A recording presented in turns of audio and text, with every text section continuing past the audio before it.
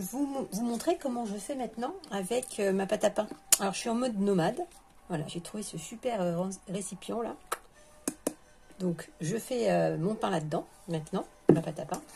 Et alors quand j'ai fini, quand j'ai prélevé ce que je voulais utiliser pour faire des pizzas salées ou sucrées, et bien à ce moment-là, je laisse ça à température ambiante. Donc c'est-à-dire un petit bout de mon levain en fait.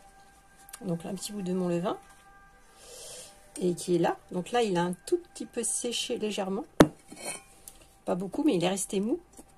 Et surtout l'odeur. Là, vous n'avez pas l'odeur, mais c'est délicatement parfumé, ça sent bon. Donc là en fait, voilà, on voit que de ce côté-là, il est plus. C'est de la pâte à pain en fait. Hein. Cette pâte à pain. Donc j'en ai gardé ça de mes 500 grammes derniers 500 grammes de farine. Alors ça fait plusieurs jours que j'ai là-dedans. De temps en temps, éventuellement, en cas de doute, on le sent un petit peu. On le met dans un endroit quand même frais, hein, on ne le met pas en plein soleil à ce moment-là.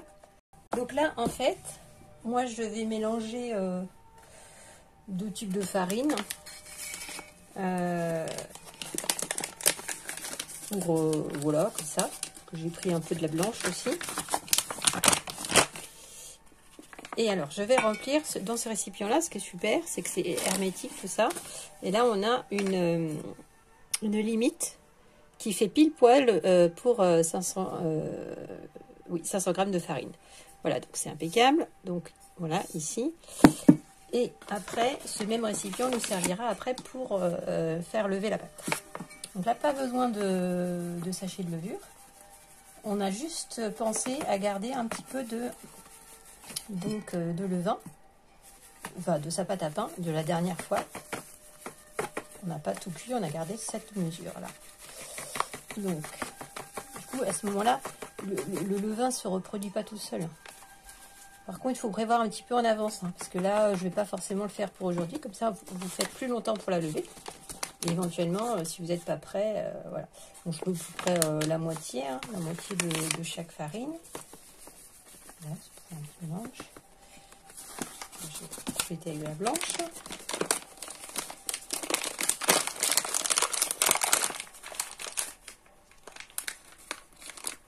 Donc, en attendant la farine, du moins l'eau que j'ai chauffée se met un petit peu, on se refroidit légèrement. J'ai ma spatule, les mains propres déjà. Donc, un petit peu de farine blanche, moitié, hop. C'est pour vous montrer aussi que là, je ne me suis pas mis dans la cuisine. L'idée, c'est que, à la limite, même en déplacement, ce qu'il nous faut, c'est juste de quoi avoir de l'eau chaude. Quitte à avoir, je sais pas moi, une bouilloire qui se branche sur l'électricité. On peut être assez autonome. Donc, alors, du coup, comme ça, je vais mettre sur le côté. Donc là, on vérifie à peu près. Hein. Donc là, de toute façon, je ne vais pas la remettre. Je suis à peu près à bon. Voilà, on met le sel, équivalent d'une cuillère à café. Si on voulait mettre aussi des graines, autre chose, hein, on pourrait le faire. Des oignons cuits. Mais ça, bon, après, comme là, les oignons, là, ne faites pas forcément ça, parce que là, on va le laisser reposer un peu plus longtemps. Donc, je mélange le sel dans la partie. Voilà. Et donc là, ça va recréer du levain. Et en même temps, en se servant du levain, ça va rafraîchir en même temps le petit morceau de pâte à pain que j'avais laissé. Voilà. Donc, pas besoin de mettre au frigo. Ça va pas croître entre temps, là, parce que j'avais essayé de faire du levain après avoir eu des cours spécialisés, mais c'est un petit peu contraignant parce que vous devez le laisser dans le frigo, puis tous les jours ou tous les 2 jours, vous devez le rafraîchir. Et au final, après, ça stagne dans le frigo. Bref, si vous partez quelque part, moi je suis partie, j'ai fait plusieurs voyages là. Et ça m'a permis d'apporter mon petit bout de levain et de refaire le pain sur place, là où j'étais, sans avoir besoin de levure ou, comment dire, ou de levain, avec ce petit bout de pâton Et puis après, je repartais, même des fois, je voyageais et j'avais la pâte à pain qui continuait de lever que j'avais faite. Ou la moitié si j'en avais utilisé une partie. Donc voilà. Maintenant, donc on met de l'eau chaude, c'est indispensable. Donc on passe, même si c'est un petit peu en ayant récupéré la bonne cuisson. Donc avant de mettre la main à la pâte, on réveille tout ça. Par l'eau chaude, hein. Là c'est juste que j'ai récupéré un bouillon de cuisson de pâte à l'épeautre, de bonnes pâtes que j'avais mangées.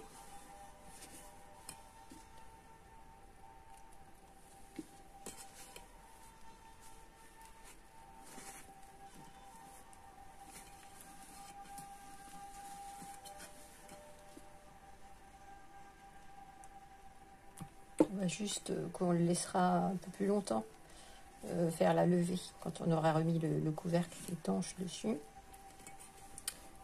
Hein, ce sera peut-être pas pour faire une pizza, mais peut-être pourquoi pas ce soir, je ne sais pas. Mais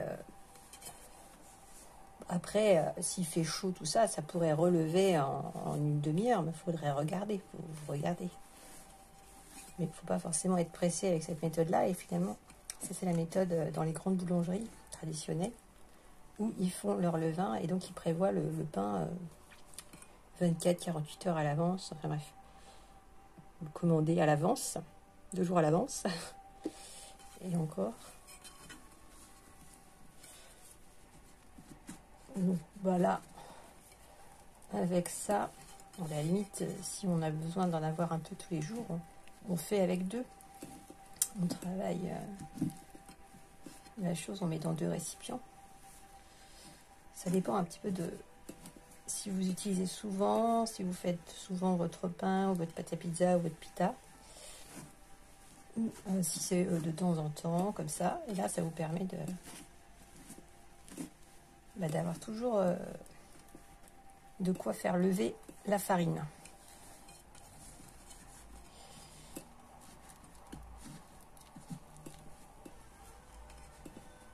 Donc là, ça commence à bien faire une bonne pâte. Donc en conscience qu'effectivement, il y avait le bout d'ancienne pâte à pain de la précédente que j'avais gardée, qui est en train de se raviver et se mélanger.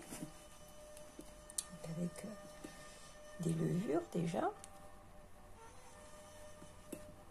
Donc qui vont se reproduire à toute la pâte.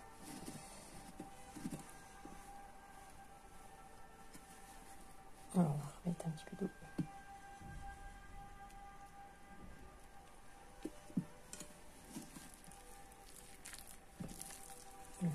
J'ai un peu liquide. On va voir, parce qu'en fait après, que c'est un peu trop pâteux. Alors je sais pas si je ferai une vidéo pour vous montrer quand la pâte elle est vraiment trop pâteuse, que finalement j'ai testé si elle est partie après quand vous la faites, comment on appelle ça, lever. Des fois on n'a pas forcément le temps de la retravailler derrière pour la mettre en pâton. Et bon, moi j'ai testé qu'on peut aussi la mettre sur le fond du plat, même si elle est un peu liquide. Vous mettez avec la spatule en bois, et à ce moment-là, après, vous mettez votre garniture dessus, et après à la cuisson, c'est bon, ça fait la pâte à pizza, quoi. C'est même pas forcément la peine de refaire une boule entre les deux. C'est ça que je voulais dire. Donc on peut se permettre aussi d'avoir une étape de moins. Faire la boule, c'est simple quand ça colle plus. Mais des fois, effectivement, comme on la laisse lever parfois plusieurs jours, on a du mal à refaire une pâte, un pâton qui colle pas. Parce que du coup, on fabrique plus de gluten avec la levure et tout ça. Mais à la limite, pas de panique. Parce que moi, j'ai fait ça plusieurs fois. Voilà, parce qu'à ce moment-là, on peut remettre la main à la pâte. Donc, spatule plate toute simple, hein, même pas besoin d'avoir une spatule en silicone. Donc, ensuite, on est parti pour pétrir un petit peu tout ça.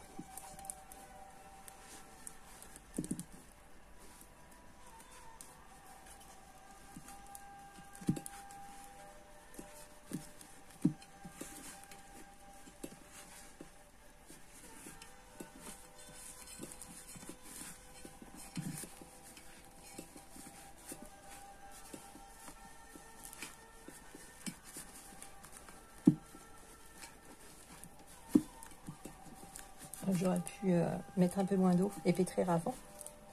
Parce qu'en fait, là, ça colle un petit peu au doigt. Mais bon, ça va le faire. Parce que du coup, pour avoir quelque chose qui colle moins, c'est plus simple de faire dans l'autre sens. C'est-à-dire d'avoir plutôt une pâte, quand on commence à mettre la main dedans, qui est juste, qui se tient. Et après, on peut rajouter de l'eau. On peut toujours rajouter de l'eau, on garde toujours une main libre.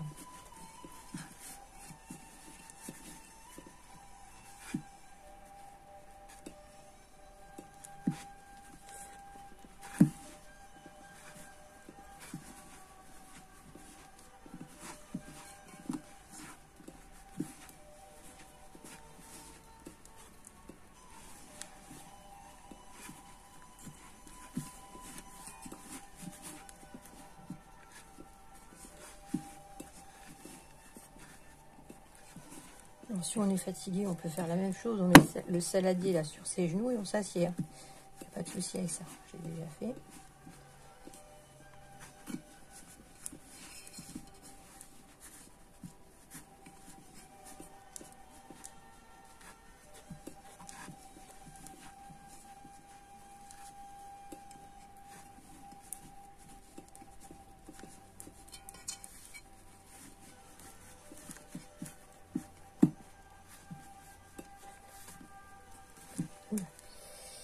Oups.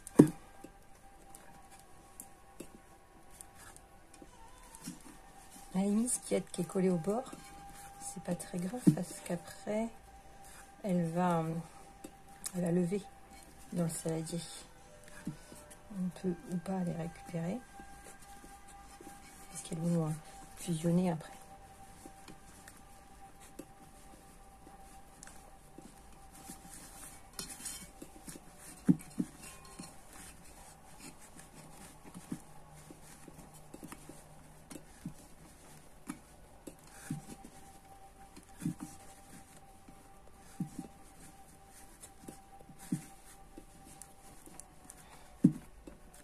Voilà, au fur et à mesure, mais la pâte que j'avais sur les doigts, elle est en train de se décoller. Toute seule.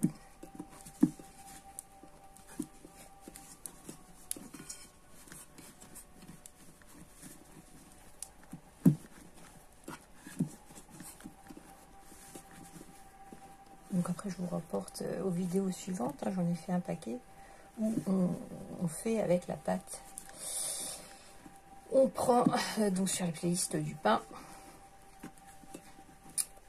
On a la phase suivante, qu'est-ce qu'on fait avec sa pâte une fois qu'elle a levé. Et simplement, ce que j'essaierai de faire, c'est la prochaine fois que j'ai la possibilité de filmer et que je suis en train de récupérer une pâte pour faire mon fond de pizza et qu'elle serait trop liquide, à ce moment-là, je vous montrerai comment procéder. Ça complétera la playlist. S'adapter un petit peu en fonction des circonstances.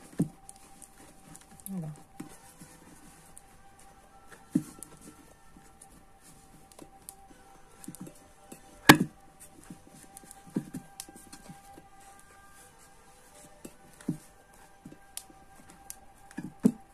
Elle est bien humide. Là, j'aurais pas besoin de la remouiller légèrement parce que des fois on fait ça avant de la mettre.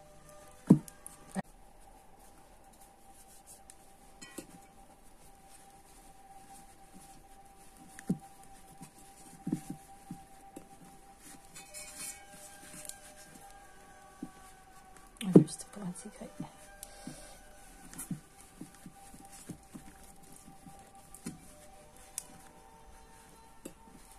Voilà, elle est vraiment adhérente parce que là, elle adhère au fond. Donc je vais pas la pétrir plus longtemps. Parce que là, j'ai mis beaucoup de gluten avec cette eau de pâte. Donc, pas besoin de rajouter de l'eau. Et après, même pas forcément obligé de faire une boule. Je la mets au milieu.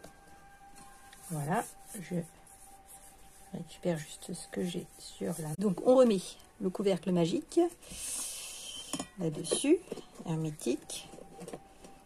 Puis ben, en fonction de la chaleur qu'il fait, ou voilà, soit vous êtes pressé, il faut bien le mettre au chaud, voire même, hein, éventuellement, ça peut prendre un peu le soleil, là, sur ce type de récipient-là, en inox. Mais si vous n'êtes pas pressé, il faut mieux que ça prenne du temps, voilà. Enfin, faut voir en fonction de ce que vous voulez faire. Bon, là, il fait quand même assez chaud, donc ça devrait caler.